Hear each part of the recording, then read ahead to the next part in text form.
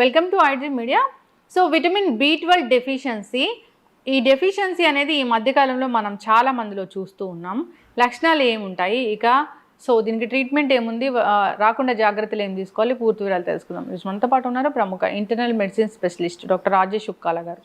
Doctor గారు నమస్తే అండి. నమస్తే డాక్టర్ గారు, ఈ మధ్యకాలంలో నేను ఎక్కడో విన్నాను ఏంటంటే B12 డెఫిషియన్సీ వస్తే లక్షణాలు డయాబెటీస్ లక్షణాలు సేమ్ ఉంటాయని. సో అసలు B12 డెఫిషియన్సీ అనేది ఎందుకు వస్తుంది, లక్షణాలు అంటే ఏంటి? సో బేసిక్లీ మీ ఫస్ట్ క్వశ్చన్లో డయాబెటీస్కి అండ్ B12కి కనెక్షన్ చెప్పారు. ఎస్, డయాబెటీస్కి B12కి కనెక్షన్ ఉంది. ఈ కనెక్షన్ కూడా రెండు విధాలా చెప్పాలి. ఒకటి, డైరెక్ట్గా B12 డెఫిషియన్సీ వల్ల నరాల బలహీనత అనేది వస్తుంది. So that is the presentation, major presentation mode అది. అలాగే డయాబెటీస్ మూలాన నరాల బలహీనత కూడా వస్తుంది. అందుకోసం అది కామన్ ఫ్యాక్టర్ లాగా కనిపిస్తుంది. డయాబెటీస్లో వాడే మందు మెట్ఫార్మిన్. ఈ metformin is the first line of choice for diabetic population. Diabetes early detection ఉన్నప్పుడు ఈ మెట్ఫార్మిన్ వాడతాం కాబట్టి మెట్ఫార్మిన్ వల్ల B12 డెఫిషియన్సీ వచ్చేదానికి ఆస్కారం. అక్కడ కూడా సింక్రనీ డయాబెటీస్కి అండ్ B12కి. అలాగే నేను ఇదివరకు చెప్పినట్టు డయాబెటీస్కి థైరాయిడ్కి కనెక్షన్ ఉంది. థైరాయిడ్ మూలాన్ని కూడా మన B12 డెఫిషియన్సీ వచ్చేదానికి ఆస్కారం ఉంది. సో ఇన్ని విధాల ఈ డిజీజ్ అనేది ఆర్ డెఫిషియన్సీ అనేది సిమిలర్ ప్రెజెంటేషన్స్లో మనకి కనబడుతూ ఉంటుంది. సో ఏం లక్షణం కనిపిస్తే ఒకసారి టెస్ట్కి వెళ్ళాలి డాక్టర్ గారు? సో లక్షణాల కన్నా ముందు ఒకవేళ అంటే హైయెస్ట్ ప్రెజెంటేషన్స్ డయాబెటీస్ రూపంలో ఉంది కాబట్టి ఒకవేళ నేను చెప్పిన risk factors thyroid, diabetes, metformin ఇలాంటివి వాడుతున్నప్పుడు చెక్ చేసుకోవడమే బెటర్. ఎందుకు అంటే అడిక్యువేట్గా పోషకాహారాలు రావడం అనేది అసలు జనరల్గా ఎక్కడా కనపట్లేదు. సో దాని కారణంగా చాలా ఎక్కువ మందికి డెఫిషియన్సీ ఆఫ్ B12 వస్తుంది. సో ఎవరికైతే ఈ డిజీజ్ ప్రీ ఎగ్జిస్టింగ్ ఉన్నాయో అల్టిమేట్లీ చెక్ చేసుకోవడం ఇంపార్టెంట్. మీరు అడిగిన నెక్స్ట్ క్వశ్చన్, ఏం ఉంటే మనం సస్పెక్ట్ చేయాలి ఎక్కడ అంటే, ఫస్ట్ ఆఫ్ ఆల్ వెజిటేరియన్స్లో చాలా common B12 deficiency. Second thing ఏంటంటే నేను చెప్పినట్టు తిమ్మెర్లు రావడం, అంటే నరాల బలహీనత కనపడటం. తిమ్మెర్లు అంటే స్పర్శ, టింగ్లింగ్ అండ్ నమ్నెస్ అని ఇంగ్లీష్లో అంటాం. చేతుల్లో కానీ పాదాల్లో కానీ ఎక్కువగా శాతంలో ఇవి తిమ్మెర్లుగా ప్రజెంటేషన్ అనేది జరిగేదానికి ఆస్కారం ఉంది. అలాగే ఎగ్జాషన్, ఫెటీగ్, నీరసంగా అనిపించడం, లెథర్జీ ఇలాంటివి ఉన్నప్పుడు కూడా B12 డెఫిషియన్సీ. ఎందుకంటే B12 డెఫిషియన్సీ మూలాన రక్తహీనత అనేది వస్తుంది. సో అందుకోసం దాని గురించి అది కూడా చెక్ చేసుకోవాల్సిన అవసరం ఉంది. ఇప్పుడు B12 డెఫిషియన్సీ అనేది ఒక ఏజ్ వాళ్ళకే వస్తుంది డాక్టర్ గారు? పర్టికులర్ ఏజ్ వీళ్ళకి నాట్ నెసెసరీ అండి. ఈ మధ్య కాలంలో అంటే ఒక 10 or 15 years నుంచి ఆల్మోస్ట్ చాలా మందిలో B12 డెఫిషియన్సీ అనేది కనిపిస్తుంది. ఇంక్లూడింగ్ చిన్నపిల్లల్లో కూడా ఎక్కువగా కనిపిస్తుంది. మనం కొద్దిగా విజిలెంట్గా ఉండడమే ఇంపార్టెంట్. ఎందుకంటే డైటరీ సబ్స్టిట్యూట్స్ రావట్లేదు కాబట్టి విటమిన్ సబ్స్టిట్యూషన్ అనేది మ్యాండేటరీగా కనిపిస్తుంది. ఇప్పుడు ఈ భుజానికి సంబంధించిన నొప్పి వచ్చినప్పుడు కూడా అది అసలు తగ్గదు, అది B12 డెఫిషియన్సీ వల్ల అంటారు. వాస్తవమేనా డాక్టర్ గారు? అంటే మీరు చెప్పే కాంటెక్స్ట్ నాకు అర్థమైంది క్లినికల్గా. అది frozen shoulder. Frozen shoulder is commonest presentation in the diabetic population. So frozen shoulder అంటే నేను చెప్పినట్టు డయాబెటీస్లో రిస్క్ ఉన్న ఫ్యాక్టర్ B12 డెఫిషియన్సీ. అక్కడ ఆ ఫ్రోజన్ షోల్డర్ ఏరియాలో కూడా నరాల బలహీనత ఆర్ నరాల కంప్రెషన్ జరుగుద్ది కాబట్టి ఆ నరానికి సంబంధించి కూడా కాంపనెంట్ ఉంది కాబట్టి B12 ఎవాల్యుయేషన్ అనేది చేస్తాం.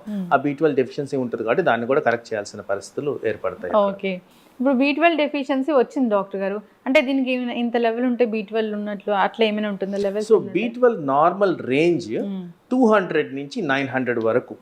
సో నేను ఎప్పుడు నా పేషెంట్స్కి చెప్తున్న విషయమే, సార్ 200 ఉంది కదా పర్లేదు కదా అంటారు. నేను అంటాను పాస్ మార్కులు కాదు కానీ కావాల్సింది మనకి డిస్టింక్షన్ కావాలి. అందుకోసం అది మెయింటెనెన్స్ అరౌండ్ 500 మెయింటైన్ చేయండి, మీన్ యావరేజ్గా పనికి వస్తుంది అని చెప్తాను. So always aim for something on the higher side, అప్పుడే మనకి బెటర్. ఇంకా కొన్ని సందర్భాల్లో B12 ద్వారా హెయిర్ ఫాల్ అనేది ఎక్కువగా చూస్తున్నాం. సో టార్గెట్ ఓరియంటేషన్ అరౌండ్ 700 కూడా పెడతాం. సో అవసరాన్ని బట్టి దాన్ని పెంచుకుంటూ వస్తాం. బట్ నార్మల్ రేంజ్ అనేది 200 నుంచి 900 వరకు మనం మెయింటైన్ చేయడం జరుగుతుంది. ఇప్పుడు B కాంప్లెక్స్ టాబ్లెట్స్ అనేది దొరుకుతూ ఉంటాయి బయట, సప్లిమెంట్స్ లాగా. అవి తీసుకుంటే ఈ B12 డెఫిషియన్సీ అనేది తగ్గిపోతుందా? అగైన్ చాలా ఇంపార్టెంట్ క్వశ్చన్ మీరు అడిగింది ఇది.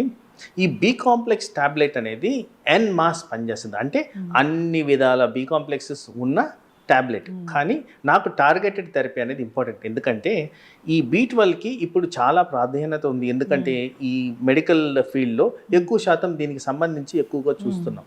సో ఆ బి కాంప్లెక్స్ టాబ్లెట్లు మేబీ ఒక 100 ఇంటర్నేషనల్ యూనిట్స్ ఆఫ్ B12 ఉంటే నాకు సబ్స్టిట్యూషన్కి కావాల్సింది అరౌండ్ 1000 నుంచి 2000 ఇంటర్నేషనల్ యూనిట్స్ కావాలి. సో అలాంటివి targeted therapy concentrated B12 tablets ఇస్తేనే తగ్గుద్ది. కానీ ఈ బి కాంప్లెక్స్ వల్ల మనకి ఈ B12 లోట్లు అనేవి తగ్గవు. అయితే ఈ B12 డెఫిషియన్సీ వచ్చిన వాళ్ళకి వీక్లీ వన్స్ ఒక ఇంజెక్షన్ చెప్తారా డాక్టర్ గారు?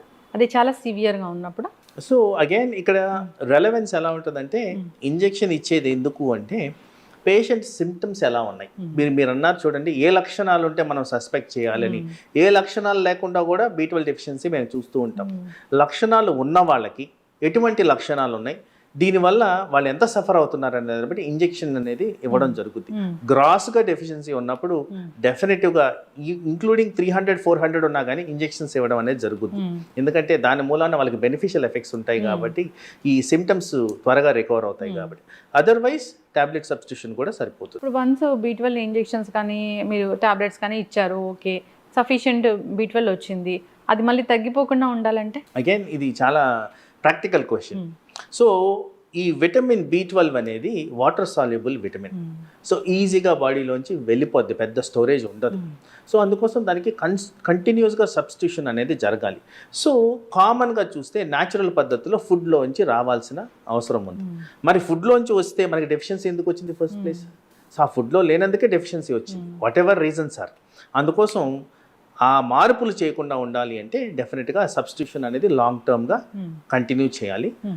ఓవర్గా కాకుండా కూడా మనం మానిటర్ చేసుకుంటూ ఉండాలి. సో B12 టాక్సిటీ అనేది కూడా జరిగేదానికి ఆస్కారం ఉంది కాబట్టి అది కాకుండా మధ్యన అప్పుడప్పుడు ఒకసారి B12 చెక్ చేసుకొని ఆ interval of taking of medicine, dosage of medicine alter చేసుకుంటే టాక్సిటీ లెవెల్స్ పోకుండా కూడా మనం కాపాడుకోవాలి. పర్టికులర్గా ఈ ఫుడ్స్ తీసుకోండి B12 డెఫిషియన్సీ అనేది రాకుండా ఉంటుంది అని అంటే ఏమైనా ఉన్నాయా డాక్టర్ గారు?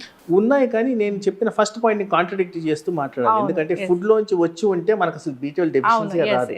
So in general so concentration of B12 అనేది ఫోర్టిఫైడ్ సీరియల్స్ అన్నిట్లో ఉంటుందండి.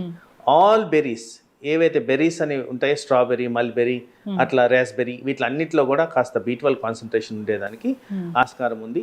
అలాగే సీ వీడ్ ఆర్ సీ బెడ్లో ఉన్న ఏవైనా థింగ్స్కి వీటిలన్నిట్లో కూడా B12 కాన్సన్ట్రేషన్ ఉండేదానికి ఆస్కారం ఉంది. But in general dietary recommendations కన్నా న్యాచురల్ పద్ధతిలో B12 దొరకట్లేదు కాబట్టి substitution supplementation is the best way out. ఖచ్చితంగా డాక్టర్ గారు చాలా చక్కగా చెప్పారండి. అయితే ఈ మధ్యకాలంలో మేము చాలా వింటున్నాం ఏంటంటే ఈ తౌడు ఉంటుంది, రైస్ నుంచి వచ్చే పొట్టు నుంచి వచ్చే తౌడు, అది తీసుకుంటే దాన్ని నానబెట్టి ఆ వాటర్ తీసుకుంటే ఆ వాటర్లోంచి కూడా B12 వస్తుంది అని. సో వాస్తవం ఎంతో తెలియదు, కానీ అసలు అలాంటివి ఏమైనా ఎవరైనా పాటిస్తుంటే ఓకే అని చెప్తారా డాక్టర్ గారు మీరు? న్యాచురల్ పద్ధతుల్లో ఏది చేసినా కానీ నాకు అబ్జెక్షన్ లేదు, కానీ ఓన్లీ థింగ్ అది ఆ బాడీకి టాక్సిటీ రాకుండా కాపాడుకోవాలి. ఇప్పుడు మీరు తౌడ్ అన్నారు, దట్ ఈస్ ఫైన్. కొంత హెవీ మెటల్స్ వాడతారు, అవి ప్రాబ్లమ్స్ క్రియేట్ చేస్తున్నాయి, పర్టికులర్గా లివర్ అండ్ కిడ్నీ ఫెయిలియర్స్కి దారితీస్తున్నాయి. ఆబ్వియస్లీ డాక్టర్ గారు మీరు అన్నట్లు ఆ తౌడు ఏదైతే పొట్టులోంచి వస్తుందో ఆ లేయర్స్ అంతా ఇప్పుడు ఎవరు కూడా నార్మల్గా పంటలు పండిస్తున్నది మనం చూడలేదు. ఎంతో కొంత పెస్టిసైడ్స్ వేసి ఉంటారు, దానివల్ల కూడా ఈ ఇబ్బందులు వస్తూ ఉంటాయి. ఖచ్చితంగా డాక్టర్ గారు చాలా చక్కటి ఇన్ఫర్మేషన్ అండి. నిజంగా B12 డెఫిషియన్సీ అనేది ఈ మధ్యకాలంలో చాలా ఎక్కువగా చూస్తున్నాము. ఎవరితో మాట్లాడినా నాకు B12 డెఫిషియన్సీ వచ్చింది, వీక్లీ వన్స్ ఇంజెక్షన్ చేయించుకోమన్నారు, లేదంటే ఇక్కడ నుంచి ఇక్కడ వరకు నరాలు లాగుతూ ఉన్నాయి, ఇలా చెప్తూ ఉన్నారు డాక్టర్ గారు. సో అలాంటి ఇబ్బందులు ఏమైనా అనిపించినప్పుడు ఒకసారి డాక్టర్ని సంప్రదించాలని కోరుకున్నాను. చక్కటి ఇన్ఫర్మేషన్ అండి, ధన్యవాదాలు. నమస్తే.